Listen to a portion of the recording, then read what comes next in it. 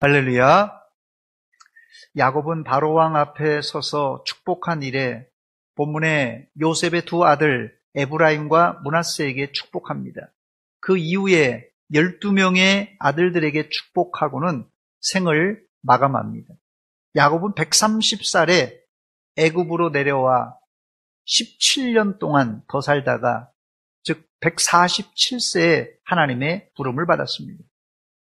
감사한 것은 야곱은 더 이상 아버지와 형을 속이는 야곱이 아니라 믿음의 대가인 이스라엘이 되어서 17년간 애굽 바로왕을 위해서, 자녀들을 위해서, 손주들을 위해서 축복하다가 생을 마무리합니다. 야곱의 출발은 사실 단추가 잘못 끼워져서 연속적인 고통과 아픔이 있었습니다. 그러나 그래도 마무리가 아주 좋았던 사람입니다. 여러분, 여러분의 인생은 뒤끝이 좋은 사람이 되시기를 주의 이름으로 축원합니다. 여러분, 세상 사람들은 술도 뒤끝이 좋아야 좋은 술이랬는데 사람이 뒤끝이 안 좋아서야 되겠습니까? 특히 예수 믿는 사람의 인생은 마무리하고도 훈훈한 미담과 잔잔한 예수의 향기가 남을지언정 육체의 악취가 나서는 안 됩니다. 내가 죽으면 하나님이 정확하게 평가하시지만 과연 내가 죽었을 때 우리 성도들이 나를 어떻게 기억할까? 여러분 깊이 생각해 보시고 여러분의 삶이 잔잔한 감동으로 남으시기를 주의 이름으로 축원합니다. 제가 지난주에 유언장을 한번 써보자고 했는데 그 이유는 메멘토 모리, 너의 죽음을 기억하라. 모든 사람이 이 죽음을 경험할 거지만 생각하기를 싫어해요. 누가 죽음을 좋아하겠어요? 자신의 죽음을 기억하며 사는 사람은 절대로 인생을 허투루 살지를 않습니다. 첫 번째, 오늘 본문의 야곱이 축복하는 주인공은 요셉의 아들 므낫세와 에브라임입니다. 야곱에게는 손자들이 여럿 있었습니다. 그런데 왜 야곱은 요셉의 두 아들 므낫세와 에브라임만 특별히 축복을 해주는 것입니까? 그 이유가 있는데 그 이유는 오늘 본문에 정확하게 기록되어 있는데 요셉의 두 아들은 손자로서가 아니라 자기 아들로 입양을 하며 축복해 줍니다. 창세기 48장 5절 말씀입니다. 내가 애굽으로 와서 내게 이르기 전에 애굽에서 네가 낳은 두 아들 누구예요? 에브라임과 므낫세는 누구 것이라고요? 내 것이라. 루벤과 시므온처럼 자기 아들들처럼 내 것이 될 것이요 했어요. 이 말은 야곱의 12아들이 12지파를 이루는 것이 아님을 우리는 알 수 있습니다. 야곱의 12명 중에 레위는, 세 번째 아들 레위는 제사장 지파로 따로 떼어놓고 또 요셉도 빠지면 그럼 10지파가 났습니다. 12아들 중에. 그런데 요셉 대신 누가요? 요셉의 두 아들 므낫세와 에브라임과 므낫세가 그 자리에 들어가면서 12지파가 된 것입니다. 그러므로 이스라엘의 12지파는 르벤, 시므온, 이 레위는 빠지고요. 유다, 단, 납달리, 갓, 아셀, 이사갈, 스불론, 요셉도 빠지고 요셉의 두 아들 므낫세와 에브라임, 그리고 막내 아들 베냐민이 포함돼서 총 12지파가 형성됩니다. 므낫세와 에브라임을 포함하여 이스라엘이 12지파를 구성했다는 말은 아주 특별한 의미가 담겨져 있는데 고대 사회에서는 장자에게는 다른 자식들보다 두 몫을 주는 풍습이 있었습니다. 야곱은 요셉이 11번째 아들이었지만 그를 장자였던 르벤 대신에 실질적인 장자로 삼았기 때문에 요셉에게는 두 몫을 주었던 것입니다. 이런 내용은 역대상 기자가 재확인시켜주는데 역대상 5장 2절에 보니까 유다는 형제보다 뛰어나고 주권자가 유다에게서 났으나 뭐라고요?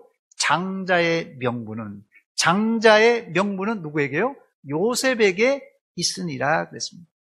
더 나아가 야곱은 요셉을 실질적인 장자로 인정하고 그에겐 특별한 땅을 상속해 줍니다. 본문 22절 말씀 보니까 내가 내게 내 형제보다 세겜 땅을 더 주었나니 이는 내가 내 칼과 활로 아모리 족속의 손에서 빼앗은 것이니라 했어요. 이게 바로 장자가 받는 축복입니다. 그런데 그럼에도 불구하고 다윗과 예수 그리스도로 이어지는 계보는 요셉의 계보가 아니라 누구 계보요?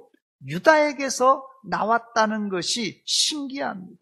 즉 하나님의 계획은 인간의 생각과 상상을 초월하는 아주 깊은 뜻이 담겨 있다는 말씀입니다. 두 번째, 요셉은 두 아들을 아버지 야곱에게 데려가 축복을 받습니다. 야곱이 병들어 다시 소생할 수 없게 되었을 때 요셉은 두 아들을 데리고 아버지 야곱에게로 찾아갑니다. 왜 아들들을 데리고 간 것입니까? 아버지 야곱에게 마지막 축복을 받으려고 한 것입니다. 본문 1절에 나와 있습니다. 이 일 후에 어떤 사람이 요셉에게 말하기를 내 아버지가 병들었다 하므로 그가 곧 두 아들 므낫세와 에브라임과 함께 이르니 그랬습니다. 당시 야곱은 눈이 멀어서 노환이라서 이 눈이 멀어서 보지를 못하는 상태였어요. 그래서 요셉은 자기 아들들을 데리고 와서 아버지에게 이렇게 아들들을 소개합니다. 본문 9절 말씀 보니까 요셉이 그의 아버지에게 아뢰되 이는 하나님이 여기서 내게 주신 아들들이니이다. 아버지가 이르되 그들을 데리고 내 앞으로 나오라 하면서 축복해 줍니다. 요셉은 자기가 애굽에 내려와서 사실 애굽에 내려와서도 산전수전 공중전 다 겪은 끝에 이 바로의 꿈을 해몽하고는 애굽의 총리 대신이 됩니다.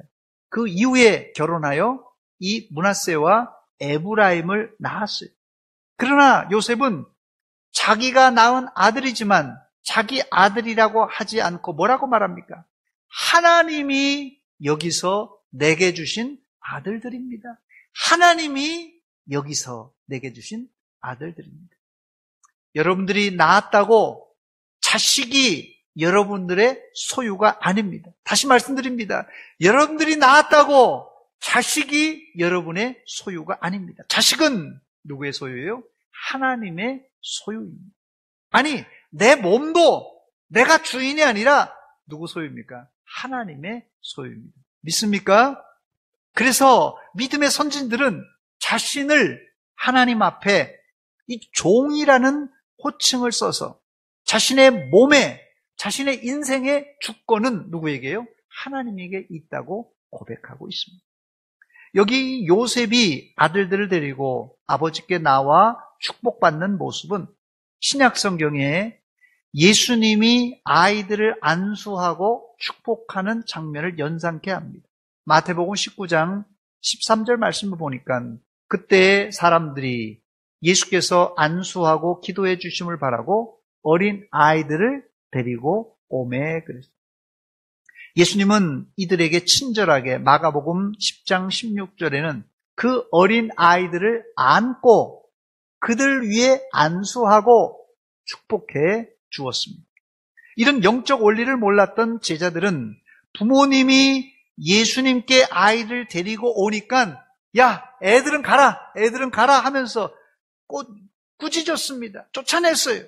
이때 예수님은 어린아이들을 내게로 오는 것을 금하지 말라고 하시면서 그들을 안고 축복해 주었습니다. 사실 아이들은 스스로 예수님께 나와서 축복받을 수 없습니다. 아이들이 어떻게 자기 발로 걸어서 예수님께 나와 축복받겠습니까? 어린아이들은 축복이 뭔지를 모르는 아이들이에요. 똥오줌 못 가리는 아이들입니다. 어린아이들이에요. 그러므로 누가? 부모가 예수님께 아이를 데리고 나와야 됩니다. 그래야 예수님의 축복을 받을 수 있습니다. 요셉의 두 아들 므낫세와 에브라임이 어떻게 축복받습니까? 요셉이 두 아들을 아버지 야곱에게 데리고 와서 축복해달라고 요청했기 때문에 이 야곱의 축복을 받을 수 있었던 것입니다. 여러분 가정에도 영적으로 무지한 자녀들이 있을 수 있습니다. 영적으로 무지하면 다 큰 어른도 영적 무지한 어린아이가 될 수 있어요. 이럴 땐 아내가 되었던 남편이 되었던 배우자를 교회로 데리고 와서 말씀을 듣게 하고 목사의 축복을 받을 기회를 그들에게 제공해 주어야 됩니다. 물론 만인 제사장주의라서 누구나 가족들을 축복해 줄 수 있습니다. 그러나 공적으로 안수받은 목사에게 축복받는 것은 믿음이 약한 사람들에게는 신앙에 큰 도움이 됩니다. 제 모교의 고인이 되신 우리 교단의 총회장을 역임하셨던 우리 최훈 목사님도 신방하실 때 아이들을 불러놓고 안수 기도를 늘 해주셨습니다. 제 친구들이 어린 시절에 목사님께 안수받은 것을 지금 50년도 더 지났지만 그래도 그걸 기억하고 자랑하고 있습니다. 가정마다 가장이 있듯이 집집마다 신앙의 가장들이 있는 법입니다. 오늘 여기 나오신 여러분들은 여러분 가정의 신앙의 가장들입니다. 여러분들은 여러분의 배우자나 자녀들이 목사에게 안수나 축복 기도를 받을 수 있는 현장에 많이 데리고 나오시기 바랍니다. 이런 축복과 기도 가운데 하나님의 성령이 역사하시면 나중에라도 깨닫고 그들이 큰 일꾼이 될 줄 믿습니다. 세 번째, 축복은 출생순이 아닙니다. 축복은 출생순이 아닙니다. 요셉의 첫째 아들의 이름은 므낫세입니다. 므낫세. 창세기 41장 51절에 나오는 내용인데요. 요셉이 그의 장남의 이름을 뭐라고요? 므낫세라 하였으니 하나님이 내게 내 모든 고난과 내 아버지 온 집 일을 잊어버리게 하셨다 하며, 이 므낫세의 이름의 뜻은 있다라는 것이, 잊어버린다는 게 잊어버린다, 있다라는 뜻입니다. 잘 있는 것도 하나님의 은혜입니다. 나이가 들면 깜빡깜빡 기억력이 떨어져서 깜빡깜빡한다는 분들이 많으신데, 나이가 들어서 기억력의 감퇴는 여러분 염려하지 마시기 바랍니다. 하나님의 은혜입니다. 이 총명이라는 단어의 총자는 저도 이걸 찾아보면서 처음 알았는데, 이 총명이라는 단어의 총자는 귀 밝을 총이라고 합니다. 귀가 밝다는 게 총이에요. 그리고 명자는 밝을 명자를 썼는데 이게 눈이 밝다 그런 뜻을 가지고 있더라고요. 이 총명이란 말은 그러니까 귀가 밝고 눈이 밝다 그런 뜻입니다. 그래서 옛날 어른들이 이런 말을 했어요. 젊어서 아무리 똑똑해도 나이 먹어 귀가 안 들리면 바보가 된다, 이런 얘기를 하셨어요. 그런데 어떤 작가의 트위터에 보니까 나이 들어 귀가 잘 들리지 않는 것은, 나이 들어서 귀가 잘 들리지 않는 것은 쓸데없는 소리에 귀 기울일 필요가 없다는 뜻이고, 나이 들어서 눈이 잘 안 보인다는 것은 별것도 아닌 것들까지 눈여겨볼 필요가 없다는 뜻이다, 이런 글을 남겼더라고요. 그렇습니다. 나이 들어 잘 안 들리고 잘 안 보인다고 너무 걱정하지 마시기 바랍니다. 저는 이것이 하나님이 나이 먹은 사람들에게 주신 은혜라고 생각합니다. 여러분, 잘 돌아가는 컴퓨터도요, 어떨 땐 잘 안 돌아갈 때가 있어요. 버벅거릴 때가 있습니다. 이럴 때는 대부분이 정크 파일 때문에 그런데, 이 정크 파일은 우리나라 말로 번역하면 쓰레기 파일들입니다. 컴퓨터 안에도 불필요한 파일들이 많이 깔려 있으면 잘 안 돌아가요. 이럴 때는 쓰레기 파일들을 지워야 잘 돌아갑니다. 마찬가지로 내 인생에 불필요한 기억들을 다 기억하고 있어도 여러분, 옛날 10년, 20년, 30년, 50년, 60년 전까지 다 생생하게 기억하고 있어도 이게 머리가 아프고 쓸데없는 걱정에 빠지게 됩니다. 그러므로 산전수전, 공중전 다 겪은 야곱에게 하나님은, 야곱이 아니라 요셉에게 있다라는 이 므낫세란 이름을 주신 이유를 여러분 아시겠습니까? 왜 요셉에게 특별히 큰아들의 이름을 잊어버리라, 있다라는 그런 이름의 뜻을 주었겠어요? 만약 요셉이 자기를 해코지한 이 억울한 누명을 씌운 사람들, 자기를 괴롭힌 사람들, 그 사건들과 그 사람들을 다 기억하고 있다면 아마 억울해서 못 살았을 것이에요. 그런데 하나님이 요셉에게 과거의 아픈 추억을 다 잊게 만드시고는 요셉의 억울한 것을 하나님께서 다 해결해 주셨어요. 이게 성경적인 원리입니다, 여러분. 내가 죽어도 내 눈에 흙이 들어올 때까지 나 이거 용서 못해. 땅에서 매인 것은 어디서도요? 하늘에서도 안 풀리는 거예요. 요셉은 자기에게 해코지하고 자기를 힘들게 만든 모든 사람을 잊어버렸어요. 그랬더니 여기서 풀리니까요, 하늘에서도 풀리고 모든 게 원수 맺은 것들이 다 풀려버린 것이 신기하지 않습니까, 여러분? 여러분, 그런 얘기 하지 마세요. 예수 믿는 사람은 내 눈에 흙이 들어와도 안 된다. 그런데 하나님께서는 이 야곱이 이렇게 품었던 이런 마음들을 잊어버리게 하시면서 자연스럽게 그것이 해결되고 풀리게 되었습니다. 이게 하나님의 은혜입니다. 여러분도 인생의 아픔을 자꾸 기억하고 또 기억해서 그냥 분을 삭히지 마시고 잊어버리시기 바랍니다. 우리가 잊어버리고 우리 안에서, 우리 마음에서 풀어버리면 하나님께서 해결해 주십니다. 이게 큰아들 므낫세라는 이름의 뜻입니다. 두 번째 차남의 이름은 에브라임입니다. 창세기 41장 52절에 보니까 차남의 이름을 에브라임이라 하였으니 하나님이 나를 내 수고한 땅에서 번성하게 하셨다 함이었더라. 에브라임의 이름의 뜻은 수고한 땅에서 번성하게 하였다. 이 번성이란 뜻입니다. 하나님의 축복의 순서는 이겁니다. 내 과거에 복잡한 거 다 기억하는 것이 아니라 잊어버렸을 때 하나님께서 알아서 복을 부어 주시는 것입니다. 얼마나 좋으신 하나님인지 모릅니다. 우리 좋으신 하나님, 참 좋으신 나의 하나님.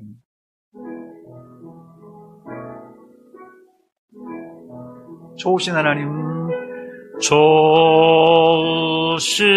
하나님, 좋으신 하나님, 참 좋으신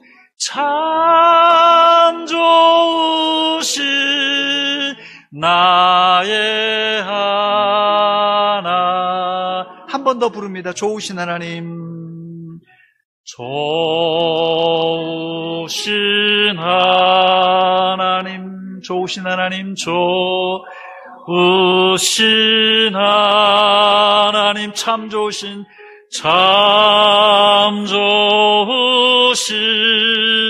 나의 하나님.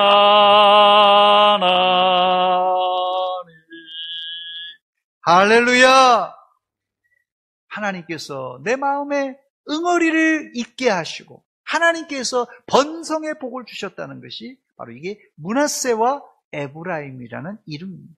그런데 문제는 뭐예요? 할아버지 야곱은 장남 므낫세를 왼손으로, 차남 에브라임을 오른손으로 축복해 줍니다. 본문 14절에 나오는 내용입니다. 이스라엘이 오른손을 펴서 어디에다가요? 차남 에브라임의 머리에 얹고 왼손을 펴서 누구예요? 므낫세의 머리에 얹으니 므낫세는 장자라도 팔을 엇바꾸어 얹었더라 그랬어요.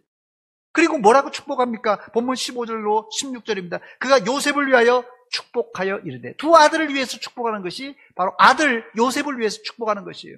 네 조부 아브라함과 아버지 이삭이 섬기던 하나님, 나의 출생으로부터 지금까지 나를 기르신 하나님, 나를 모든 환난에서 건지신 하나님의 사자께서 이 아이들에게 복을 주시며 이들로 내 이름과 내 조상 아브라함과 이삭의 이름으로 칭하게 하시오며 이들이 세상에서 번식되게 하시기를 원하노라. 이렇게 축복했어요. 야곱은 두 아들들에게 자신의 이름과 조상 아브라함과 이삭의 이름으로 축복하며 번성할 것을 빌었습니다. 이 광경을 지켜보던 요셉은 아버지의 축복을 못마땅하게 생각했습니다. 그 이유는 아버지가 오른손을 둘째 아들 위에 올려놓고 왼손을 장자 위에 얹어놓고 축복했기 때문에 그렇습니다. 그래서 요셉은 아버지의 손을 옮겨보려고 했어요. 본문 17절입니다. 요셉이 그 아버지가 오른손을 에브라임의 머리에 얹은 것을 보고 기뻐하지 아니하여 아버지의 손을 들어 에브라임의 머리에서 므낫세의 머리로 옮기고자 했다고 말합니다. 그리고 18절입니다. 그의 아버지에게 이르되 아버지여 그리하지 마옵소서 이는 장자이니 오른손을 그의 머리에 얹어서 그렇게 했습니다마는 아버지 야곱은 요셉의 요청을 거부합니다. 본문 19절로 20절입니다. 그의 아버지가 허락하지 아니하며 이르되 나도 안다 내 아들아 나도 안다. 그도 한 족속이 되며 그도 크게 되려니와 그의 아우가 그보다 큰 자가 되고 그의 자손이 여러 민족을 이루리라 하고 그날에 그들에게 축복하여 이르되 이스라엘이 너로 말미암아 축복하기를 하나님이 내게 에브라임 같고 므낫세 같게 하시리라 하며 에브라임을 장자가 아니란 차자를 에브라임을 므낫세보다 앞세웠다 말합니다. 야곱은 둘째 에브라임을 장자 므낫세보다 앞세웠습니다. 여러분, 축복은 출생순이 아닙니다. 이것은 지금 축복하고 있는 야곱이 뼛속 깊이 경험한 내용입니다. 자신도 쌍둥이 둘째로 출생했지만 장자의 축복을 받았습니다. 이런 축복을 분별력 있는 영적 축복 혹은 예언적 축복이라 이렇게 말합니다. 분별력 있는 영적 축복, 예언적 축복입니다. 하나님의 축복은 출생순도 나이순도 아닙니다. 누구 마음대로예요? 하나님 마음대로입니다. 이것이 불공평하게 생각하는 분들이 있을 거예요. 아니 왜 쟤는 저러고 왜 나는 왜 이러냐? 아니 내가 장남인데 왜 둘째를 이렇게 축복해 주느냐? 그런데 사실 이게 가장 공평한 축복입니다. 왜냐하면 이것은 전능하신 전지하신 하나님께서 계획하고 하시는 일이기 때문에 그렇습니다. 야곱은 이것을 어머니 뱃속에서부터 경험했습니다. 이런 이유 때문에 히브리인들은 태교를 안 한다고 합니다. 유대인들은 태교를 안 한대요. 왜? 이미 하나님께서 복중에서 그 인생을 선택하고 결정했기 때문에 태교가 복중에 있는 아이에게 큰 역할을 미치지 못할 거라 이렇게 생각한다고 해요. 그렇다고 기독교는 운명론자들은 아닙니다. 여러분, 이 운명론이 뭔지 아십니까? 운명론은 인간의 운명이 미리 정해져 있으며 인간은 그 운명에 항거할 수 없는 기계적이고 수동적인 존재라고 생각합니다. 그렇게 되면 인간은 자기 행위에 대하여 책임질 필요가 없습니다. 운명론자들은 가난해도 이건 내 운명이고 죄를 지어도 이건 내 운명이라고 생각하며 모든 책임을 회피합니다. 이걸 우리나라 말로 쉽게 하자면 나는 팔자요. 내가 가난하게 살아도 팔자고 내가 이래도 팔자라. 팔자 탓을 하는 게 이 운명론자들의 아주 특징입니다. 그러나 성경은 운명과 이 팔자를 지지하지 않고 예정론을 지지합니다. 예정론은 인간에게는 자유의지가 있어서 스스로의 행위에 대한 책임을 져야 한다고 말합니다. 즉 예정론은 구원이 하나님의 절대 주권에 있다고 말하면서도 동시에 어떻게 해요? 인간은 이 문제에 책임이 있다고 말합니다. 즉 예정론은 하나님의 절대 주권을 믿는 동시에 인간의 자유의지를 인정해 주는 그런 이론입니다. 결국 축복은 출생순이 아니라 무엇으로 결정됩니까? 하나님의 예정, 즉 하나님의 계획대로 진행되는 것입니다. 끝으로 네 번째, 야곱은 눈은 멀어 있었지만 야곱은 영안이 열려 있었습니다. 야곱은 노년의 앞을 거의 볼 수 없었습니다. 이런 아버지의 형편을 잘 알았던 요셉은 안 보이는 아버지 야곱을 위해서 두 아들을 아버지가 안수하고 축복하기 쉽게 큰아들은 아버지의 오른손 쪽에, 작은 아들은 이 왼손편에 데리고 갔어요. 나란히 데리고 갔어요. 큰아들, 작은 아들을. 이제 야곱이 두 손을 뻗어서 큰아들에게 오른손으로, 작은 아들에게 왼손으로 축복만 하면 됩니다. 그런데 야곱은 손을 어긋나게 하여 장자는 이제 왼손으로, 차자는 오른손으로 축복합니다. 이때 요셉은 아버지가 안 보이니까 실수했나 보다, 착각했나 보다 하고 이 손을 옮기려고 했어요. 이때 야곱이 요셉에게 뭐라고 합니까? 본문 19절입니다. 그의 아버지가 허락하지 아니하며 이르되 나도 안다 내 아들아, 나도 안다. 나도 안다 내 아들아, 나도 안다. 야곱이 육신의 눈은 가려져 안 보였지만 영안이 열려 있어서 아이들의 장래를 예측하고 이 작은 아들에게는 장자의 복을, 장자에게는 차자의 복으로 축복했던 것입니다. 즉 야곱은 눈은 멀었지만 영안이 열려 있었던 노인이었어요. 전 여기 계신 할아버지 할머니들에게 도전을 드리고 싶습니다. 손자들에게 손자가 이쁘다고 무조건 축복할 것이 아니라 손자들의 달란트와 특성, 그리고 하나님께서 이 아이들을 어떻게 사용하실 것인가에 대한 이 영적 감각을 가지고, 그리고 그 아이들의 특성에 맞게 축복을 해주라는 부탁입니다. 이것이 앞서 말씀드린 분별력 있는 영적 축복 혹은 예언적 축복이라고 부릅니다. 본문의 야곱은 단순히 할아버지의 자격으로 이 아이들에게 축복하는 것이 아닙니다.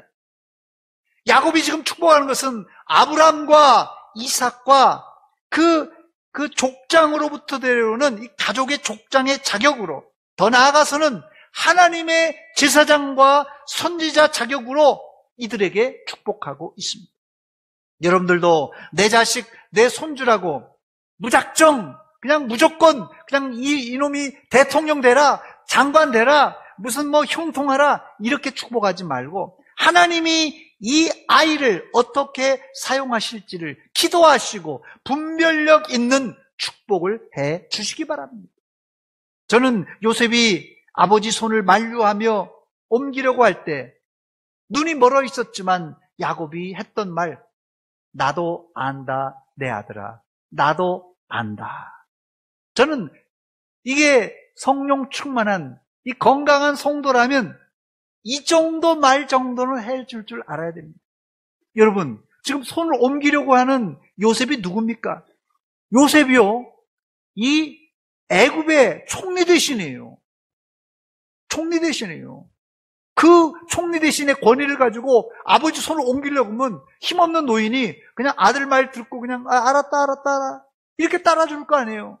그러나 과감하게 야곱은 총리 대신일지라도 하나님의 권위를 가지고 그에게 이런 차자에게는 장자의, 장자에게는 차자의 축복을 해 주었던 것이, 이게 이 정도로 야곱이 늙었지만 영안이 열려 있었던 노인이라는 것이. 저를 한번 따라서 하시기 바랍니다. 주여, 주여, 나에게 영안을 열어 주시옵소서. 나이가 들어 힘이 빠지는 것은 누구도 막을 장사가 없어요. 나이엔 장사가 없지 않습니까? 나이가 들어 힘이 빠지는 거 어떻게 막겠어요? 그러나 영안이 열려있는 노인은 누구도 함부로 할 수가 없습니다, 여러분. 이런 능력은 아무나 가질 수 없고 하나님과 깊은 관계 속에서 누리는 일종의 성령 충만한 상태, 하나님의 영과 동행하는 사람이 누리는 특권입니다.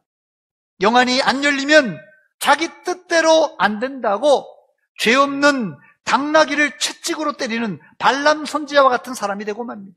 결국 영안이 어두웠던 발람 선지자는 잔꾀를 내서 이스라엘을 행음하게 만들다가 나중에 비참한 죽음으로 생을 마감합니다. 여러분, 영안이 안 열리면 잔꾀만 부리게 됩니다. 여러분의 신앙생활은 잔꾀 부리지 말고 하나님께 매달려 은혜를 사모하며 기도하시기 바랍니다. 그래야 영안이 열리게 됩니다. 영안이 닫혀있던 바리새인들은 예수님께 눈뜬 맹인이라고 책망을 받았습니다. 마태복음 23장 16절 말씀 보니까 화 있을진저 뭐라고요? 눈먼 인도자요. 바리새인과 서기관들에게 눈먼 인도자라고 화를 선포하셨습니다. 여러분, 영적 맹인은 자기도 망하고 자기가 인도하는 바로 사람들도 함께 이 웅덩이에 빠지게 되고 마는 것입니다. 이제 말씀을 맺습니다. 야곱은 죽는 순간까지 영안이 열려 있었던 믿음의 사람으로 마지막까지 축복하다가 하늘나라로 갑니다. 내가 어디서 언제 죽을지 아무도 모릅니다. 그러나 우리가 꼭 챙겨야 될 것은 내가 지금 나중에는 저도 모르고 여러분들도 몰라요. 내가 지금 영적으로 건강한가? 내가 지금 내 영안이 열려 있는가? 아니면 영적 맹인인가? 여러분 잘 살펴보시기 바랍니다. 그래야 나도 살고 자녀들도 살고 손주들도 살고 우리 교회도 사는 법입니다. 여러분들은 자손들에게 축복을 많이 해주는 할아버지, 할머니, 아버지, 어머니 되시기를 주의 이름으로 축원합니다. 기도하겠습니다. 하나님 우리 아버지 은혜와 사랑 감사드립니다. 이 아침에 야곱과 또 요셉 또 에브라임과 므낫세 이 축복하는 장면을 통하여 과연 우리는 영적 어른인가? 영안이 열려있는 그런 축복의 사람인가? 더듬어 봅니다. 하나님 우리에게 성령으로 충만하게 하시고 닫혀있는 영안이 열려서 하나님의 신비한 세계를 바라보게 하시고 자녀들과 손주들을 축복해 줄 수 있는, 제대로 축복해 줄 수 있는 믿음의 어른들 다 되게 하여 주시옵소서. 예수님의 이름으로 기도하옵나이다. 아멘.